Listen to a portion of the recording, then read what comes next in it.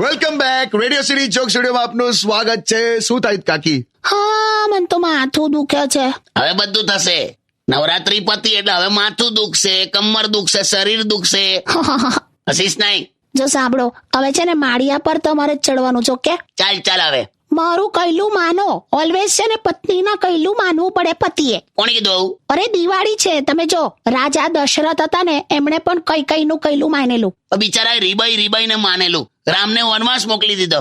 Okay, પછી છે ને જો રામે સીતાનું પણ કહેલું માનેલું ને. પેલું સોનેરી મૃગ આવ્યું હતું ત્યારે રામને નતું કીધું સીતાએ કે તમે જાઓ લઈ આવો. એમાં જ પછી રાવણ હાથે બવાલ થઈ. પણ તમે જુઓ, રાવણે એની વાઈફનું કહેલું નતું માન્યું, મંદોદરીનું, તે એટલે મરી ગયો. આ કઈ ટાઈપના લોજિક કાઢેલા? શું કરું? મેં માળીએ ના ચડું મેં મરી જઈશ એમ? આ તો એક વાત છે. મને તો એ જ નહીં ખબર પડતી. રાવણે સીતાજીનું હરણ કર્યું, પછી હનુમાનજીએ રામની સાથે ભેગા થઈને રાવણનો વધ કર્યો. આ બધા ભેગા થઈને ત્યાં અયોધ્યા પાછા આયા.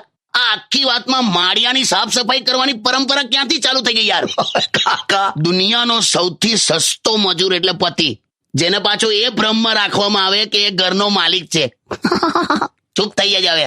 ચલો એડવાન્સમાં હેપી દિવાળી અને સાફ સફાઈ કરો. પતિના ગજવાની નહીં, ઘરની લે તું જપને.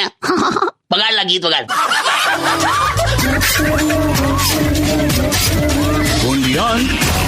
Radio